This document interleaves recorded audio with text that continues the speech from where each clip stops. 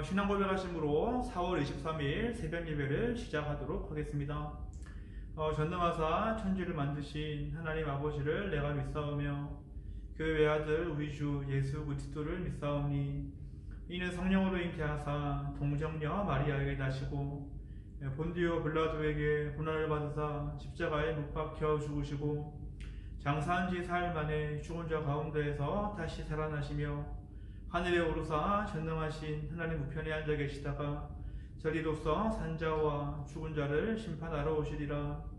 성령을 믿사오며 거룩한 공예와 성도가 서로 교통하는 것과 죄를 사하여 주시는 것과 몸이 다시 사는 것과 영원히 사는 것을 믿사옵나이다. 아멘. 하나님 아버지 감사합니다. 오늘도 새로운 하루를 우리에게 허락하여 주시옵시고 우리가 오늘 하루 시간을 살아갈 때에도 내가 기준되어 살아가는 것이 아니라 주님의 말씀을 온전히 따라 살아갈 수 있도록 우리와 함께 동행하여 주시옵소서. 이 모든 말씀 살아계신 예수님의 이름으로 기도드렸습니다. 아멘. 오늘 새벽에는 누가복음 7장 31절에서 35절 말씀을 함께 나누어 보도록 하겠습니다. 제가 말씀을 봉독해 드리도록 하겠습니다. 또 이르시되 이 세대의 사람을 무엇으로 비유할까? 무엇과 같은가? 비유하건대 아이들이 장터에 앉아 서로 불러 이르되 우리가 너희를 향하여 피리를 불어도 너희가 춤추지 않고 우리가 곡하여도 너희가 울지 아니하였다 함과 같도다. 세례요한이 와서 떡도 먹지 아니하며 포도주도 마시지 아니하며 너희 말이 귀신이 들렸다 하더니 인자는 와서 먹고 마시매 너희 말이 보라 먹기를 탐하고 포도주를 즐기는 사람이요 세리와 죄인의 친구로다 하니 지혜는 자기의 모든 자녀로 인하여 옳다함을 얻느니라. 아멘. 사람들은 우리가 살아가는 상태나 형편 등을 보면서 특징 잡아 설명할 때가 있습니다. 바로 어떤 세대이다, 그리고 이런저런 세대이다 라는 표현을 사용한다라는 것이죠. 성도님들도 아마 기억나는 몇 가지 표현들이 있을 것입니다. X세대라든지 아니면 밀레니엄 세대라는 표현들을 한 번쯤은 다들 들어가 보셨겠죠. 물론 요즘 지금은 M4 세대라는 부정적인 말이 사용되기는 하지만 사람들은 이러한 식으로 시대의 상태를 설명하고 있다는 것은 분명한 사실이다라는 것입니다. 그런데 이러한 외적으로 보여지는 시대적 상황을 우리가 주시하는 것도 너무나도 중요한 모습이지만 오늘 예수님의 말씀을 통해서 이 세대가 영적으로 과연 어떠한 모습을 가지고 있는지 주목하는 것도 더 중요한 부분임을 우리는 잊지 않아야 하겠습니다. 오늘 본문에서 예수님은 당시 사람들의 모습을 보시면서 이렇게 말씀을 하고 계시죠. 이 세대의 사람을 무엇으로 비유할까라고 우리 주님은 말씀하고 계시다라는 것입니다. 마치 주님의 이 말씀 속에서 안타깝고 씁쓸한 마음이 전달되는 것처럼 느껴지죠. 하지만 예수님은 그 당시에만 이렇게 말씀하신 것이 아니라 지금 우리에게도, 지금 이 세대에 살아가는 우리에게도 이 세대의 사람들을 무엇으로 비유할까라고 말씀하시는 것을 우리는 잊어서는 안 될 것입니다. 그렇다면 예수님이 말씀하신 이 세대에 속한 사람들은 과연 누구를 의미하는 것인가 우리는 살펴볼 필요가 있겠죠. 실제로 물론 그 시대나 지금 시대에도 음란한 삶을 살고 하나님을 대적하는 삶을 살고 진리에서 떠난 사람들을 의미하는 말일 수도 있지만 예수님께서 하신 이 말씀은 누구보다도 율법을 잘 지키고 하나님의 말씀을 잘 안다고 자부하는 바리새인들과 율법교사들을 향한 말씀이었다라는 것입니다. 그렇게 오늘날로 한번 생각을 해본다면 이러한 사람들이 된다는 것이죠. 오랫동안 교회에 발을 디디면서 살아왔고 하나님의 말씀을 믿는다라고 자신있게 고백을 하고 있지만 계속해서 하나님의 말씀이 기준이 되는 것이 아니라 바로 자신이 기준되어 살아가는 사람들이 바로 이러한 사람들이다라고 오늘 말씀 우리에게 알려주고 있다라는 것입니다. 네, 그러한 자들의 특징이 무엇인지 예수님은 비유의 말씀을 통해서 이렇게 또 설명을 하고 계시죠. 32절 말씀을 제가 읽어보도록 하겠습니다. 비유하건대 아이들이 장터에 앉아 서로 불러 이르되 우리가 너희를 향하여 피리를 불어도 너희가 춤추지 않고 우리가 곡하여도 너희가 울지 아니하였다 함과 같도다 라고 주님은 비유의 말씀을 들어서 이렇게 이 세대를 설명을 하고자 하셨습니다. 예수님의 말씀에 의하면 당시 아이들은 놀이터가 없었기 때문에 장터에 함께 모여서 노는 모습을 보여주었던 것 같습니다. 3, 4 모여서 장터에 모여서 피리도 불고 춤도 추고 여러 가지 놀이를 했던 것이었죠. 그런데 말씀을 우리가 한번 잘 살펴보면 이렇게 모여서 장터에서 놀던 아이들 사이에서 뭔가 불화와 불만이 생기된 것을 우리는 발견을 할 수 있게 됩니다. 바로 한 무리의 아이들은 기쁜 상황 가운데 피리를 불고 춤을 추는 모습을 보여주고 있지만 또 다른 무리의 아이들은 아무런 반응을 보이지 않고 잠자고 있었기 때문이겠죠. 그리고 이어서는 울며 곡을 하는 놀이를 하는데도 아무런 감흥 없이 장단을 맞추지 않는 아이들이 있었다라는 것입니다. 지금으로 치면 이러한 모습들이겠죠. 아이들이 기쁘게 결혼식 놀이를 하고 있고 그리고 슬픈 장례식 놀이를 하는 것으로 설명이 된다는 것인데 어떤 아이들은 놀이에 동참하지 않고 그저 가만히 있는 모습을 우리는 상상해 볼 수 있다는 것입니다. 우리가 한번 그렇다면 당연히 놀이를 주도한 아이들의 마음이 어땠는지 상상이 간다는 것이죠. 바로 안타깝고 씁쓸한 마음이 들 수밖에 없었을 것입니다. 그래서 놀이에 참여하지 않은 아이들에게 분명히 이러한 말을 또 했을 것입니다. 너희는 왜 결혼식 놀이를 해도 가만히 있고 장례식 놀이를 해도 아무것도 안 하고 가만히 있냐? 앞으로 나 너랑 이제 안 놀 거야. 그런 말을 분명히 했을 것이란 말이죠. 예수님은 바로 놀이에 참여하지 않고 있는 아이들의 모습을 보면서 이 세대와 같다라고 말씀을 하고자 하셨던 것이었습니다. 결국 이러한 모습들이죠. 이것도 저것도 하기 싫은 모습을 보이면서 결국 자기가 뜻하는 대로 자기가 하고 싶은 대로 행동하는 모습들을 바로 주님은 고발하시고자 하셨던 것이었습니다. 이기적이고 교만한 모습들, 바로 자기중심적인 모습들을 주님은 말씀을 통해서 꼬집는 모습을 보여주었던 것이었죠.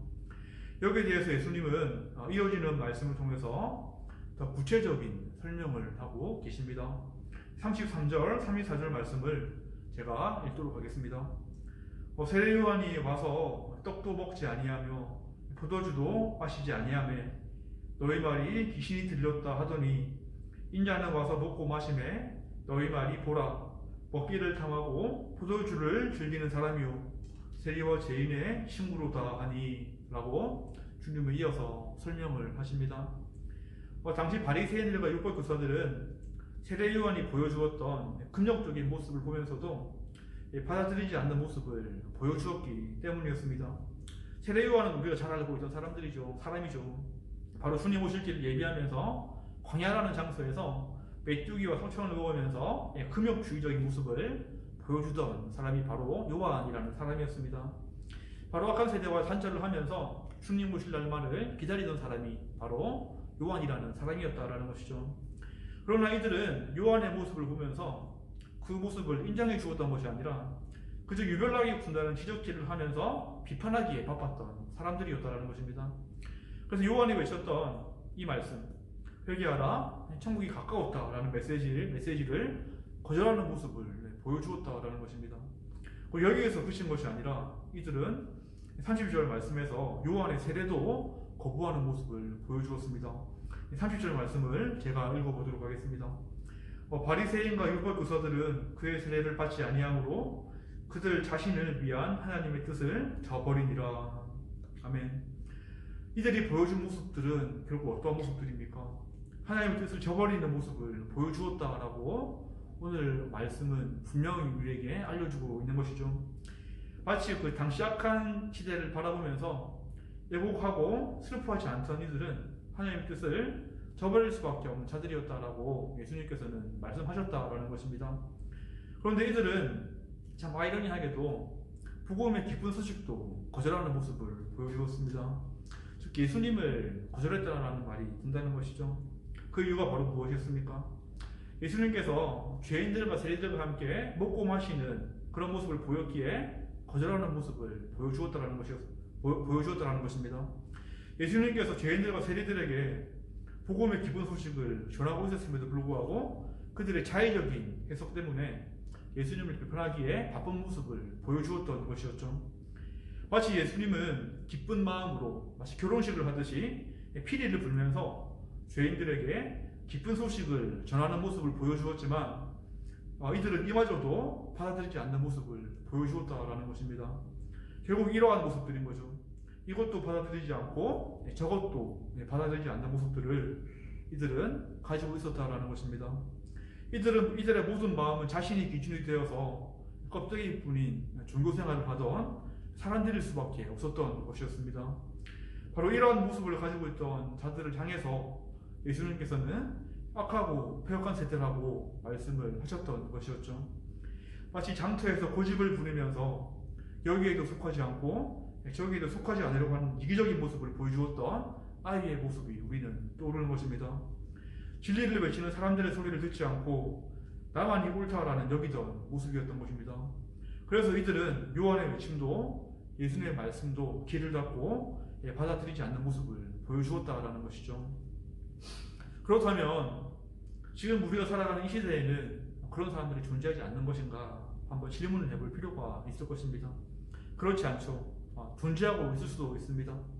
바로 이러한 사람들이겠죠. 오랜 시간 교회에는 발을 디디고 있지만 영광의 주님을 거절하는 사람들이 있을 수 있다는 것입니다.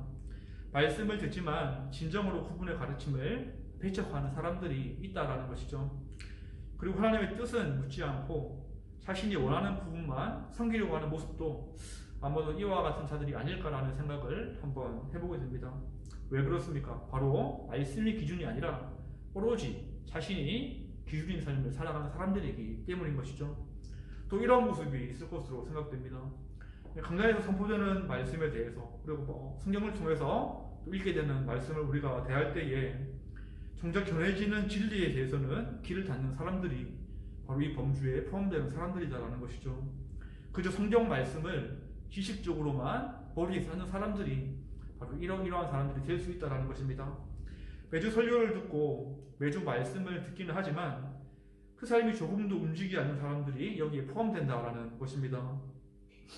주님이 말씀하신 그 음란하고 패역한 세대는 믿음 없이 하나님과 대적하고 살아가는 사람만이 포함되는 것이 아님을 우리는 오늘 말씀을 확인할 수 있다는 것이죠. 바로 내가 중심이 되어서 내 기준으로 말씀을 해석하고 하나님의 말씀을 대하지 않는 자들도 바로 이 세대, 즉 악한 세대에 포함되는 사람들이기 때문에 악한 세대에 포함되는 사람들이다라고 주님은 우리에게 알려주고 계시다라는 것입니다. 하나님을 믿는다는 고백은 하지만 하나님의 말씀을 받아들이지 않고 내가 기준되어 살아가는 사람들, 내 뜻대로 하려는 사람들도 악한 세대에 머물러 있는 사람들이다라고 우리는 생각할 수 있다라는 것이죠. 오늘 말씀을 맺도록 하겠습니다. 혹시나 장터에서 고집을 부리면서 어디에도 동참하지 않으려고 하는 미성숙한 모습이 있는 분들이 있을 수도 있을 것입니다. 그러나 우리는 그러한 모습이 내 안에 있다면 성령 하나님께 그런 모습을 온전히 내려놓고 내 고집과 아집을 버리는 모습이 필요할 것입니다. 그리고 이러한 기도를 해야 되겠죠. 하나님, 부드러운 마음을 제게 주시옵소서라는 기도를 통해서 은혜를 구하는 모습이 우리에게 필요할 것입니다. 이러한 진정한 믿음의 모습을 통해서 우리는 악한 세대에 속하는 것이 아니라 믿음의 세대에 속하게 되는 모든 분들이 되기를 주님의 이름으로 축원하겠습니다. 기도하겠습니다. 하나님, 오늘은 주님의 비유의 말씀을 통하여서 어떠한 자가 정말로 주님을 따르고 주님을 사랑하는 자인지 우리가 말씀을 통해서 확인하게 됩니다. 주님은 말씀하십니다. 이 세대의 사람들을 내가 어떻게 비유로 말할까라는 고백을 하는데 우리가 이 세대에 속하는 것이 아니라 정말 주님의 말씀을 잘 따르며 정말 부드러운 마음으로서 주님의 말씀을 삶으로 살아낼 수 있는 자들이 될 수 있도록 주님께서 우리에게 은혜를 베풀어 주시옵소서. 오늘 하루 살아갈 때에도 내 기준 되는 것이 아니라 정말 주님의 말씀을 의지함을 통하여서 우리가 승리할 수 있는 삶을 살아갈 수 있도록 우리에게 합당한 은혜를 허락하여 주시옵소서. 이 모든 말씀 살아계신 예수님의 이름으로 기도드렸습니다. 아멘.